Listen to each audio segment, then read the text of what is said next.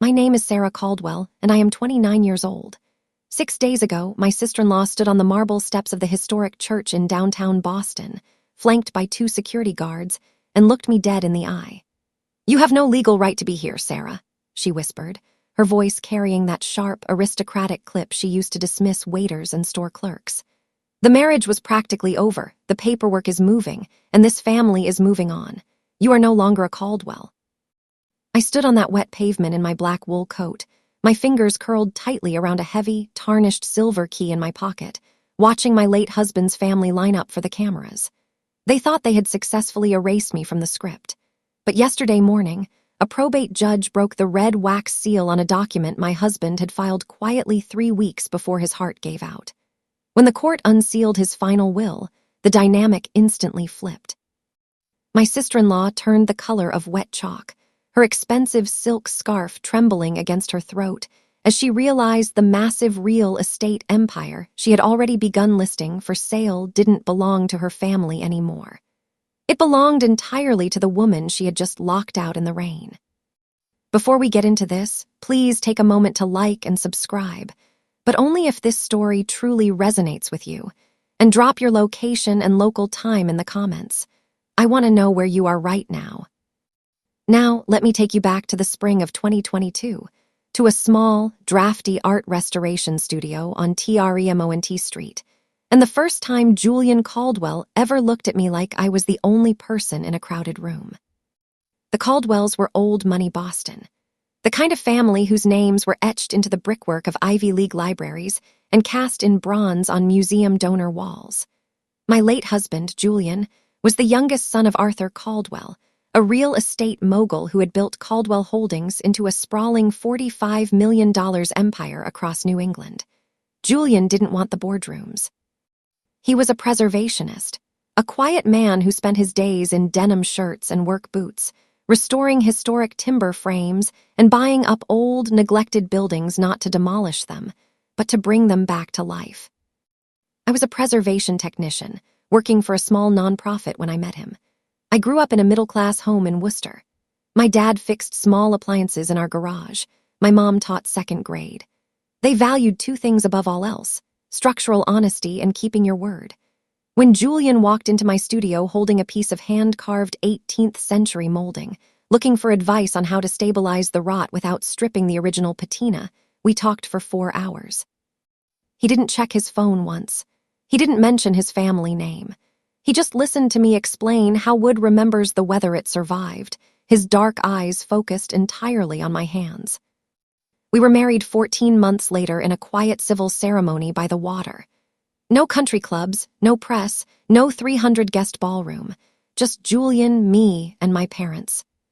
But if Julian was the timber that held our life together, his older sister, Victoria Caldwell, was the steel wire designed to pull it apart. Victoria was 36, immaculate, and possessed the kind of boardroom authority that she wore like an expensive perfume. She ran the commercial acquisition arm of Caldwell Holdings with a calculated precision that left no room for sentimentality. To Victoria, buildings weren't history. They were rentable square feet. And to Victoria, I wasn't a sister-in-law. I was an administrative error. The first time I met her was at the annual Caldwell Thanksgiving dinner in Brookline. The house was an estate, all polished mahogany and crystal chandeliers. I wore a simple black dress I had tailored myself. Victoria wore designer silk and emeralds the size of cough drops. When Julian introduced me, Victoria didn't shake my hand. She looked me up and down, adjusted her gold CARTIER bracelet, and said, "A preservation tech. How sweet, Julian. It's nice that you've found someone who enjoys your little hobby projects." During dinner, my father-in-law, Arthur, sat at the head of the long table, his voice carrying that heavy structural weight that made everyone else sit up SDRAIGHTER. He spent 20 minutes discussing Victoria's latest commercial development in the Seaport District, a $12 million steel and glass tower. The family clinked their crystal glasses. They toasted to the future of Caldwell Holdings. Then Arthur's gaze drifted down the table to Julian and me. The warmth in his voice instantly evaporated. "And Julian," he paused, clearing his throat, "still spending your allowance on those crumbling brick heaps in the North End, I assume." A few cousins chuckled. Soft, uncomfortable laughs. The kind people make when they're checking to see if the boss is smiling. Julian didn't flinch. He just reached under the table, found my hand, and squeezed my fingers tightly. His grip was warm, rough from sandpaper and timber grease, and it anchored me to the chair. Julian looked directly at his father and said, "Those brick heaps have outlasted 3 generations of our family, Dad. If we don't fix the joists, the history falls down." Victoria smiled, but it was the kind of smile that stopped strictly at the mouth. "History doesn't pay the property taxes, Julian," she said smoothly, taking a slow sip of her wine. "At some point, you have to realize that some structures are just meant to be cleared away for something more valuable." I know now that dinner wasn't just casual cruelty. It was a rehearsal. Victoria was testing the load-bearing capacity of our marriage. She wanted to see how much weight she could place on the Worcester girl before the foundation cracked. 3 years passed, and Julian and I built a life brick by brick, entirely outside the Caldwell shadow. We bought a neglected 1890s brownstone in Charlestown that had a leaky roof, uneven floors, and a front door that didn't latch right. Julian sanded the pine floors by hand because the rental machine left gouges he didn't like. I rebuilt the transom window above the entry, sourcing historical glass that turned the morning sun into liquid gold across our kitchen table. We had a golden retriever named Timber who slept under my drafting desk, and for 3 years we were happy. But Julian's health started declining in the winter of 2025. It started with a persistent cough, then fatigue, then a diagnosis that made the room tilt slightly. A progressive cardiomyopathy. The doctors were honest. He needed a transplant, but his body was weak. The moment the diagnosis became public within the family, the architecture of deception began. Victoria started showing up at our house unannounced, always carrying manila folders and a laptop open to estate listings. She would bypass me entirely, walking straight into Julian's study where he sat with his oxygen tank, her heels clicking aggressively on the floors he had sanded.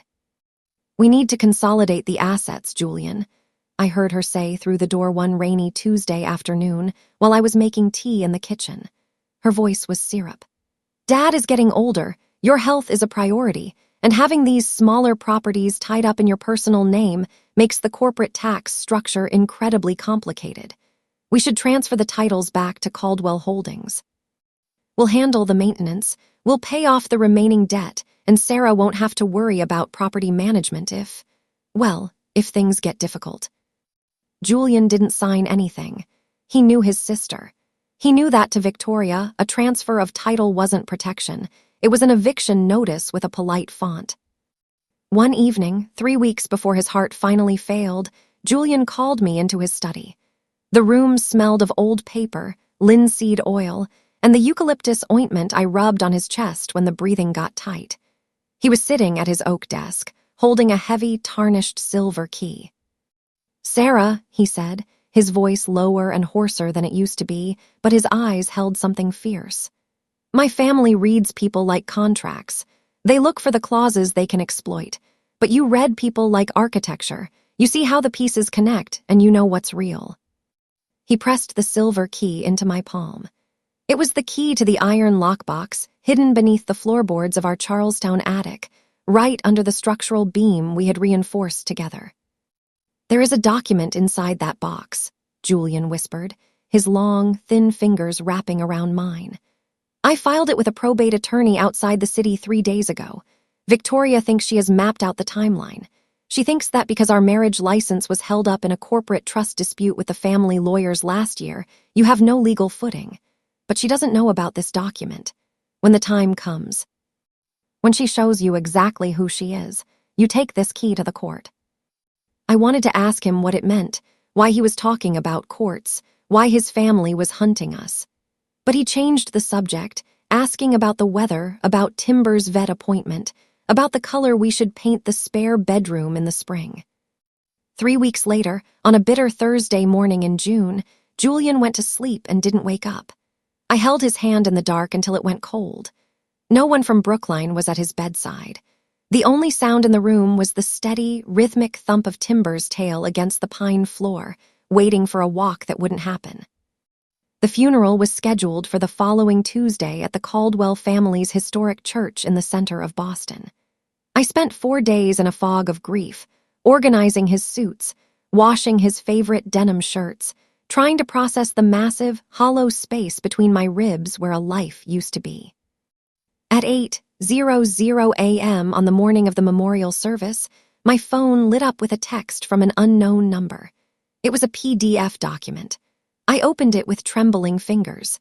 It was a formal corporate notice from Caldwell Holdings, signed by Victoria Caldwell as managing director. Subject: restructuring of personal asset occupancy. Dear Ms. Caldwell, please be advised that the property located at 42 Maple Ridge Court, Charlestown, is registered under a corporate subsidiary of Caldwell Holdings. Following the passing of Julian Caldwell, the residential license has expired. You are required to vacate the premises within 14 business days. HR and legal counsel will contact you regarding relocation options. I stared at the screen. The letters swam and rearranged themselves, but the devastating message stayed the same. My husband had been dead for 4 days, and his sister was already evicting me from the house he had sanded with his own hands. But that wasn't the final blow. When I arrived at the church at 10:45 a.m., 15 minutes before the service was set to begin, the marble steps were lined with flowers, photographers, and extended family members in designer black. I walked up the steps, my head down, my breath catching in my throat as I saw the massive portrait of Julian near the heavy oak doors. Before I could reach the threshold, a slim figure stepped into my path, Victoria. She looked immaculate, her silver blonde hair pinned up perfectly, her face a mask of dignified, performative sorrow. Behind her stood 2 large men in dark suits with earpieces, security guards. "Sarah," Victoria said, her voice dropping to that quiet, controlled register that was technically private but perfectly calculated to carry to the nearby reporters. She didn't offer a hand. She didn't look at my tear-stained face. "I think it's best if you don't come inside." I froze. The world seemed to stop humming. "What do you mean, Victoria? This is Julian's service. I am his wife." "Legally," Victoria allowed a small, cold smile to flicker across her lips. She adjusted her Cartier bracelet. "The corporate trust dispute from last year means the marriage asset integration was never finalized by the family firm. As far as Caldwell Holdings and the estate are concerned, you are a guest whose license has been revoked. You have no legal right to be here, Sarah. The marriage was practically over, the paperwork is moving, and this family is moving on. You are no longer a Caldwell." She gestured slightly with her hand. The 2 security guards stepped forward, forming a solid, physical wall between me and the church doors. "Try not to draw attention to yourself on the way out," Victoria whispered, leaning closer, her expensive perfume overwhelming the scent of the rain. "Tonight is about honoring Julian's legacy, the family legacy. Whatever middle-class resentment you think you're entitled to, keep it on the pavement. Don't embarrass us." She turned around and walked through the heavy oak doors, flanked by her cousins. The doors closed with a heavy, definitive thud that echoed down the street. I stood on the wet marble steps alone. 300 people were inside celebrating my husband's life, and his family had just left me in the rain like a trespasser.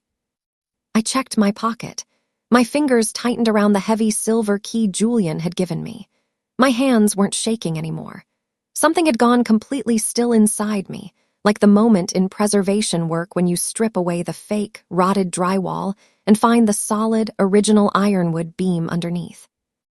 They thought they had erased me, but they didn't know that Julian had given me the architecture to tear their entire kingdom down. I turned around, walked down the marble steps, and caught a cab straight to the county probate court. It was time to open the iron box.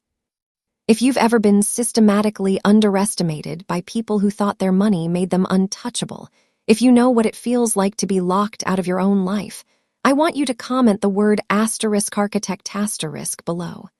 Let me know you're standing with me. The cab ride to the probate court felt like a descent into a completely different kind of silence. The rain was coming down in sheets now, drumming against the roof of the car in a frantic, unyielding rhythm. I didn't cry. The tears had dried on my face, leaving a tight, stinging sensation across my cheeks. I just stared at my reflection in the fogged-up window, my hand pressed firmly against the silver key in my coat pocket. Victoria thought she had orchestrated the perfect corporate execution. She thought that by locking me out of the church, she had successfully severed my connection to the Caldwell name before anyone could ask questions. But she had made a fatal mathematical error. She had assumed that because I was quiet, I was empty. She had assumed that because I didn't speak the language of boardrooms and corporate trusts, I didn't know how to look for the load-bearing walls of a legal fight. I arrived at the probate court building downtown, just as the afternoon light was beginning to flatten into a dull, leaden gray.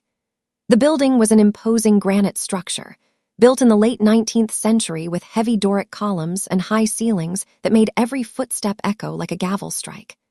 I badged through security, my boots squeaking softly on the wet marble floor, and made my way straight to the records clerk's office on the 3rd floor.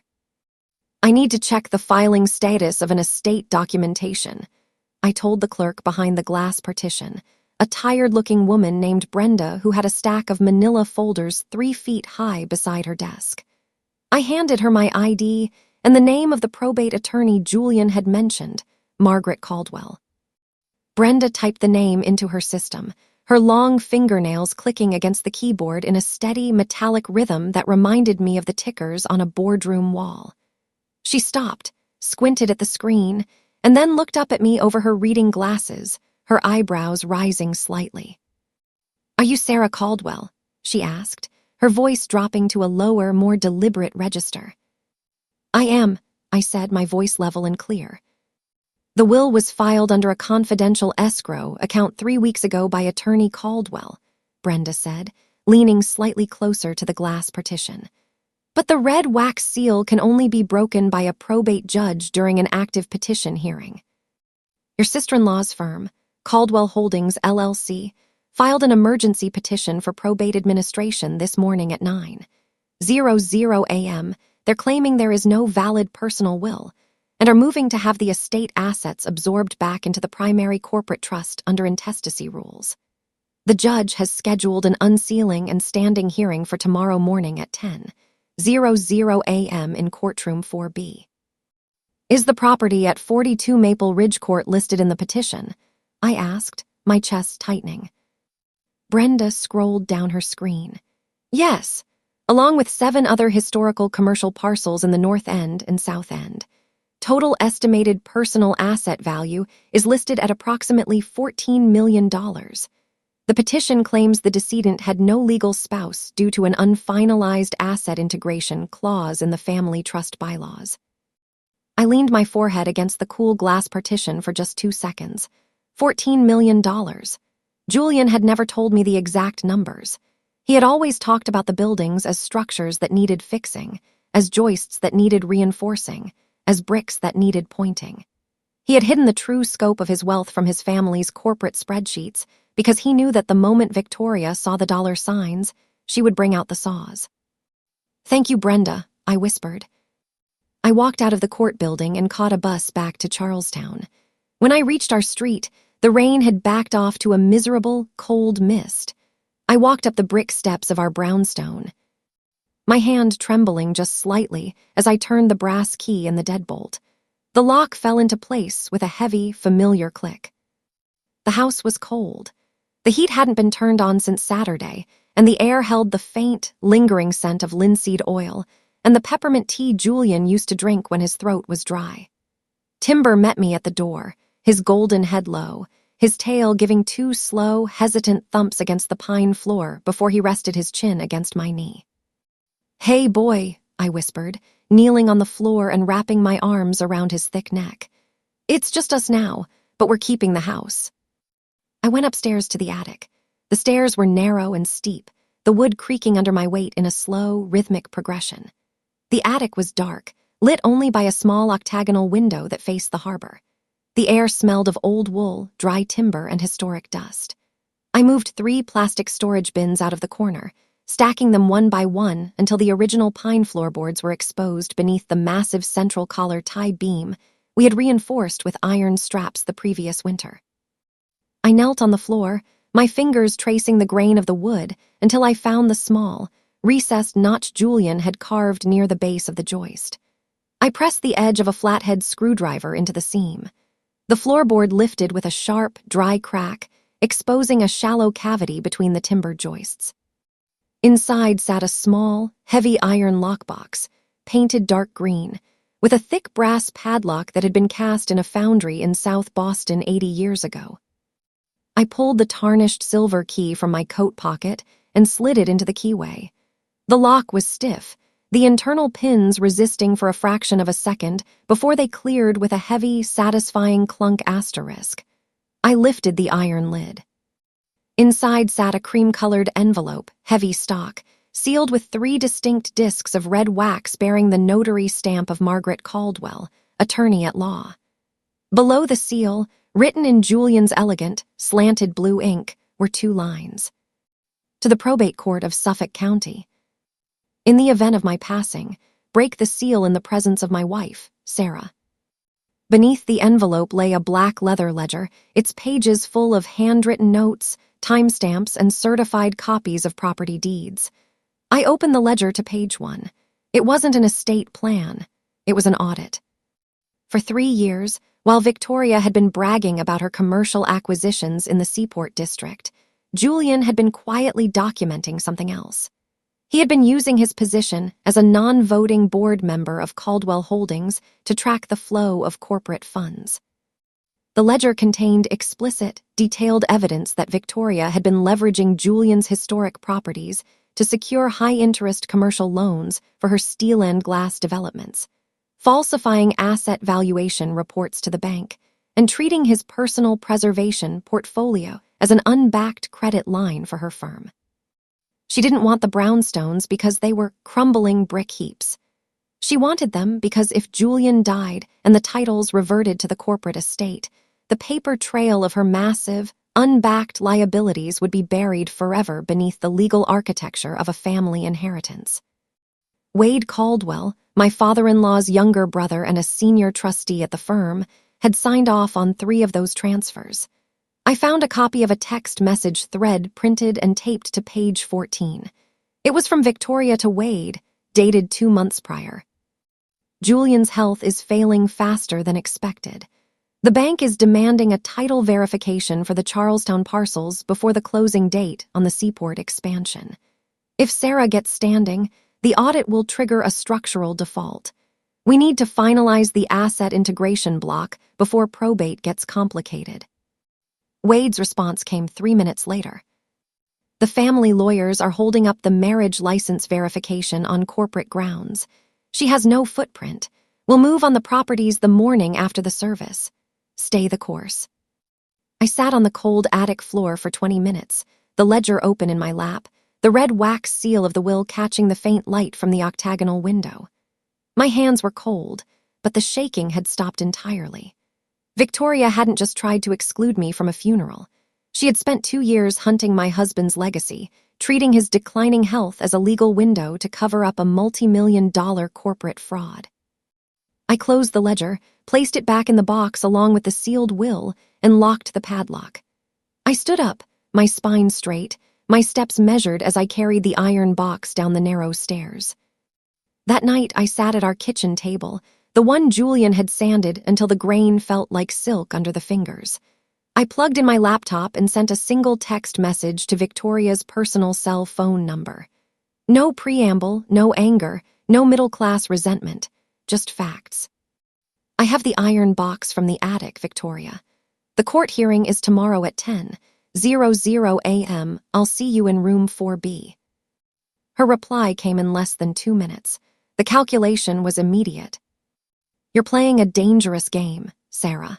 Forging documents or attempting to disrupt an active corporate probate administration is a felony in this state. If you show up tomorrow with some fake narrative, our lawyers will have you removed from the building in handcuffs. Think about your parents' reputation in Worcester before you make a scene you can't undo. I didn't respond. I turned the phone face down on the table, leaned my head back against the wood, and listened to the rain clear off the harbor. Victoria thought her deadline was the probate hearing tomorrow morning. She thought that because she had the Caldwell name and a team of white-shoe corporate lawyers, she owned the room. But she didn't realize that a structure built on a rotted joist doesn't care how expensive the paint is on the outside. When the weight is applied to the wrong point, the whole framing falls down at once. At 9:30 the next morning, I stood outside courtroom 4B. The courthouse hummed with that specific, sharp energy that legal buildings get before a high-stakes docket. Lawyers in tailored gray suits carried leather folders. Clerks hurried down the corridors with wheeled carts full of files. And in the center of the hallway, sitting rigid, sleepless, and terrified, were my parents. They had driven down from Worcester at dawn after I called them from the kitchen floor. My mother, Denise, was clutching her purse against her side, her face blotched from a night of quiet, worried crying. My dad, Greg, was standing in his only good tweed jacket, his hands stuffed deep into his pockets, looking around the granite corridor with an expression of intense, protective fury. "Sarah, baby," Mom whispered, reaching out to touch my sleeve the moment she saw me. Her hand was warm, smelling faintly of the lavender cream she used after teaching. "The paper's online. They're saying Julian didn't leave a will. They're saying his family is moving to evict you. Is it true?" "They're trying, Mom," I said, leaning down to kiss her cheek. "But they're going to fail." Dad looked at the heavy leather portfolio under my arm, his jaw setting tightly. "That sister of his," I saw her down by the elevators with 4 men in suits.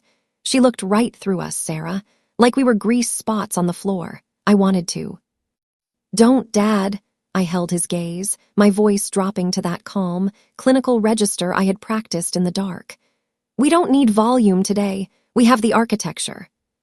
The courtroom doors opened at 9:55 a.m. The room was small, organized, and smelled like old wood and floor wax.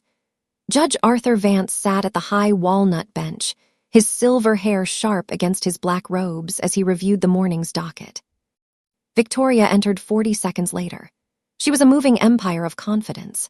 She wore a navy blue power suit, a white silk scarf pinned with a diamond clip, and her gold Cartier bracelet clinked against her watch as she took her place at the petitioner's table. Behind her sat Wade Caldwell, his face a mask of aristocratic boredom, and 3 senior corporate attorneys from a firm whose name was cast in brass on State Street. Victoria didn't look at me. She didn't look at my parents sitting in the second row of the gallery. She sat down, buttoned her jacket with deliberate slowness, and nodded toward her lead attorney, a tall, silver-haired man named Harrington who looked like he had spent his entire life winning arguments in rooms exactly like this one. Judge Vance cleared his throat, the sound sharp as a gavel strike in the quiet room.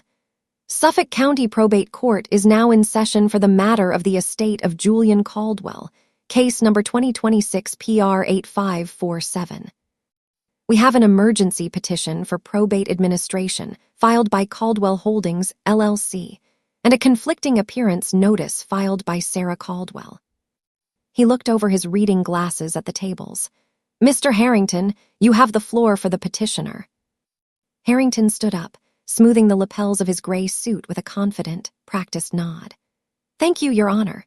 The position of Caldwell Holdings is simple. The decedent, Julian Caldwell, passed away intestate on Thursday morning. While he had a personal relationship with the respondent, Sarah Caldwell, the marriage asset integration was formally blocked under Section 14.3 of the Family Corporate Trust Bylaws due to an unresolved title dispute last year. Legally, the respondent has no standing as a surviving spouse under the estate's current corporate definition. He slid a heavy manila folder across the table toward the clerk. "We have provided the certified trust bylaws, the unfinalized asset integration notice, and a formal request for the immediate transfer of the Charlestown and North End titles back to Caldwell Holdings to protect the corporate credit framework from imminent default. The decedent's sister, Victoria Caldwell, is prepared to accept the role of sole administrator." Victoria allowed herself a small, microscopic nod of agreement, her eyes fixed steadily on the judge. Judge Vance reviewed the papers for 40 seconds, his face completely unreadable. Then he turned his gaze down the room toward me, sitting alone at the respondent's table with nothing but my leather portfolio and a heavy green iron box resting on the wood beside me. "Ms. Caldwell," Judge Vance said, his voice carrying an unexpected structural weight, The petitioner has presented a documented claim that your marriage status did not meet the corporate trust definitions required for estate succession, and that no valid personal will was recorded with the family firm.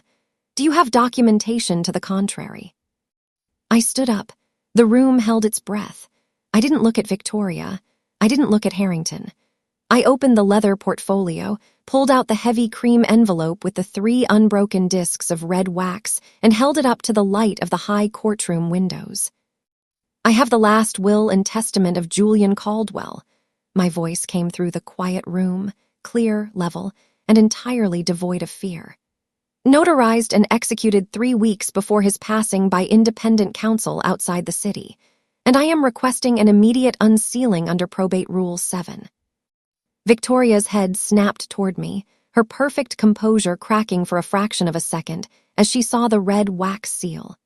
Her hand shot to Harrington's sleeve, her fingers digging into the gray wool with a force that made her knuckles turn white. The silence between us could have cracked glass. I know some of you watching right now are wondering what my sister-in-law did the moment that red wax seal broke under the judge's fingers. If you've ever watched a bully realize they've run out of rooms to hide in, type the word **karma* in the comments right now. Because what happened next in that courtroom is the exact reason you never let anyone tell you that your family doesn't belong at the front table. Judge Vance adjusted his reading glasses and leaned forward over the high walnut bench. "Bring the document forward, Miss Caldwell," he directed, his tone carrying the razor-sharp gravity that only a probate courtroom can hold. I stepped up to the bench, my heels striking the hardwood in a firm, measured rhythm that echoed through the silent room. I handed the heavy cream envelope to the bailiff, who passed it directly to the judge. Victoria watched the document move, her chest rising and falling in shallow, rapid breaths.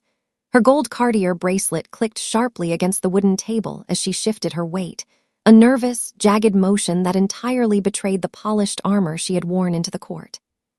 The judge picked up a silver letter opener. With a single, clean slice, he broke through the 3 red wax discs bearing the notary stamp of Margaret Caldwell. The crisp sound of heavy paper tearing was the only noise in the room. He slid the 3 pages of dense legal text out of the envelope and began reading.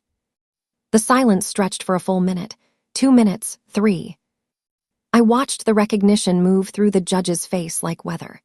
His eyebrows leveled, his jaw tightened, and his eyes rose briefly from the paper to scan the petitioner's table, resting on Victoria and Wade with an expression of cold, judicial evaluation.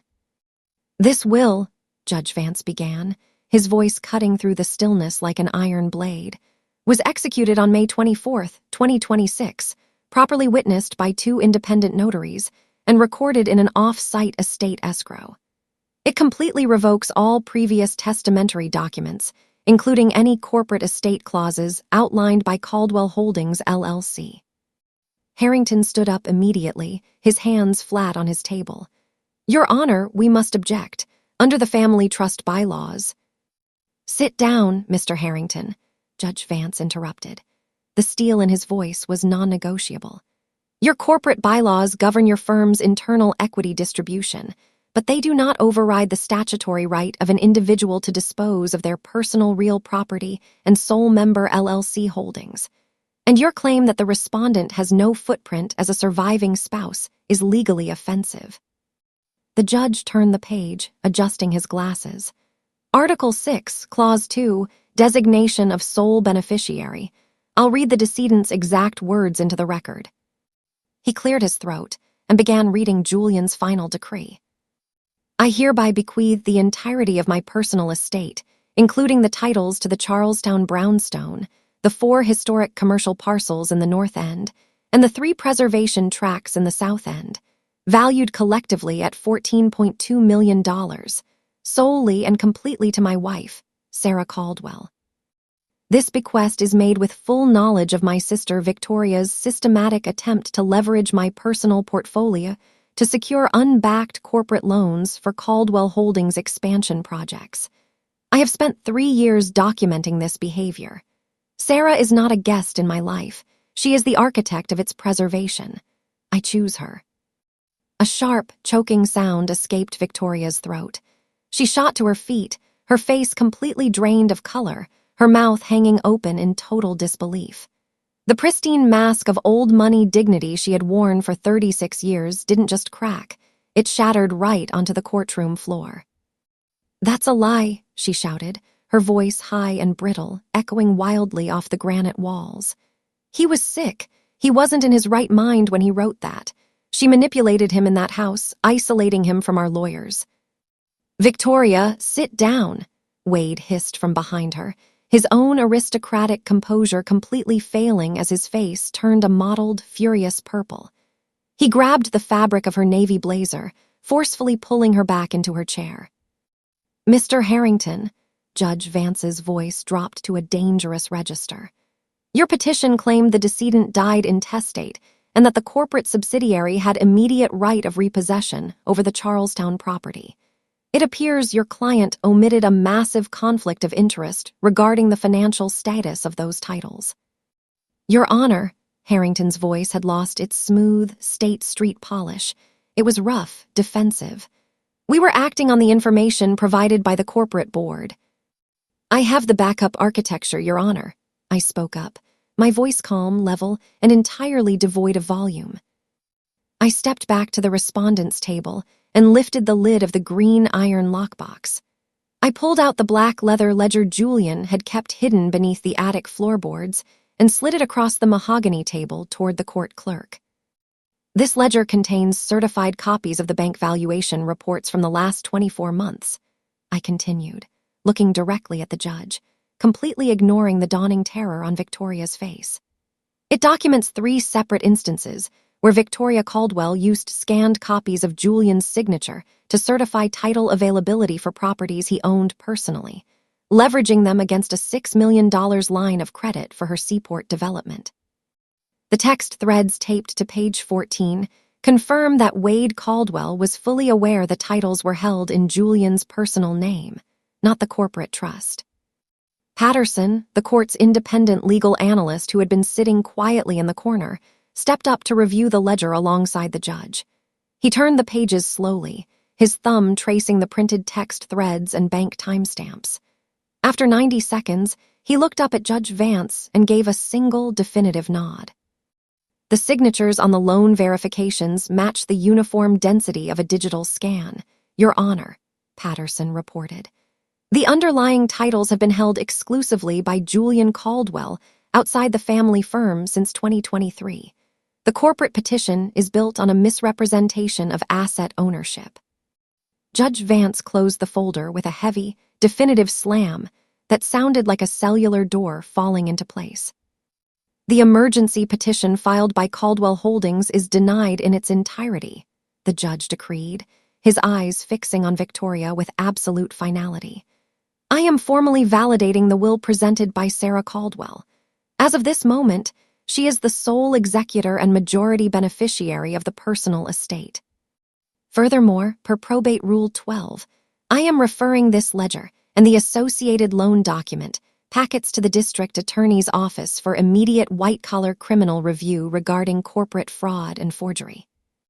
Victoria sat frozen, her hands clutched so tightly around her white silk scarf that her knuckles looked like polished bone. She didn't look at Harrington. She didn't look at Wade. She stared straight ahead at the walnut bench, realizing that the massive real estate empire she had tried to steal hadn't just slipped through her fingers. The paper trail she had spent 2 years trying to bury had just been handed to a prosecutor. Harrington gathered his papers with shaking hands, snapping his Mont Blanc briefcase shut with a sharp, metallic click that signaled the absolute end of his argument. He walked out of courtroom 4B without waiting for his clients, his heels clicking in a hurried, defensive retreat down the granite corridor. Wade stood up next, his jaw locked. He looked down at Victoria, his voice dripping with cold, aristocratic fury. "You said the Worcester girl didn't have the files. You said she was just an administrative error." Victoria didn't answer. She rose slowly, her power suit suddenly looking too big for her, her confidence entirely emptied out. She walked toward the double doors of the courtroom, her steps slow, heavy, and completely ruined. As she reached the threshold, She stopped and turned her head to look at me one final time. Her drugstore makeup had smeared slightly beneath her eyes from the damp mist outside. The sister-in-law who had locked me out of my own husband's memorial service now looked incredibly small, wedged between the heavy oak doors and the exit sign. She opened her mouth, her lips forming the beginning of a sentence, perhaps an excuse, perhaps a plea, but no words came out. I didn't offer her a reaction. I didn't smile, I didn't gloat, and I didn't shout. I just met her gaze with the quiet, structural clarity of a woman who had outlasted the storm. Victoria turned around and walked out into the corridor, disappearing past the elevators. No cameras clicked. No reporters followed her. The silence she had tried to impose on my life had just become her own prison. My dad stood up from the gallery row, his face split by a wide, emotional grin as he wrapped his thick arms around my mother. Mom was crying, but these weren't the worried, sleepless tears from Worcester. These were real tears of validation. "You did it, Sarah," Dad whispered, walking up to the table and pulling me into a hug that smelled of wool and old wood. "You held the joists together." "Julian held them, Dad," I said, pressing my face against his shoulder as the final knot of grief and tension in my chest began to slowly unravel. I just kept the key. 3 weeks later, the structural fallout hit Caldwell Holdings exactly the way Julian's ledger had predicted. The district attorney's office opened a formal investigation into the Seaport credit lines. Faced with the unsealed probate evidence, the regional lender pulled the funding for Victoria's Steel End Glass Tower, triggering an immediate structural default on the corporate subsidiary. Victoria wasn't fired with a press release. That's not how old money firms handle their disasters. She was quietly invited to step down from the board to focus on personal health matters. Her name was removed from the acquisition door on State Street by the end of the month, replaced by a plain bronze plate that didn't hold any history at all. Wade Caldwell resigned 2 weeks later, selling his remaining corporate shares back to the firm at a massive loss to settle his legal liabilities before the formal indictments could be handed down. I didn't celebrate their ruin. I didn't post about it on social media, and I never called a single reporter. I didn't have to. The architecture of their deception had carried its own weight until the foundation gave way on its own. Now, it is July of 2026. The morning sun is coming through the transom window of our Charlestown brownstone, casting that liquid, golden light across the pine floors Julian sanded with his hands. Timber is asleep under my drafting desk, his breathing steady, rhythmic, and perfectly peaceful. On my desk sits the black leather ledger, now closed, alongside a new set of building permits. I didn't sell the historic brownstones. I didn't clear them away for commercial square footage. Next month, we're breaking ground on the Caldwell Preservation Foundation, a nonprofit trade school funded entirely by Julian's estate, designed to teach young people from across New England how to restore old timbers, how to point historic brickwork, and how to look for the structural honesty in the buildings they inherit. My parents are moving down from Worcester next week. Dad is going to manage the tool inventory in the old back bedroom. Mom is already designing the curriculum for the first class of preservation apprentices. We don't have chandeliers or emerald size of cough drops. We have an old house with uneven floors, a garden that smells of rosemary and pine, and a kitchen table where every single person has a seat worth sitting in. If you're watching this and you're currently standing on the pavement in the rain, waiting for the people who hurt you to realize your worth, stop waiting. See your own foundation first. Build your life with the people who actually show up for the structural work, the ones who help you carry the logs when the weather gets cold. And when the others finally turn around and realize what they lost, let them find a door that you control. You decide when it opens. You decide how wide. You decide who walks through. That's not middle-class resentment. That's architecture. My name is Sarah Caldwell. I am 29 years old, a preservationist, a majority shareholder, and I am finally, completely, living a life lived entirely on my own terms.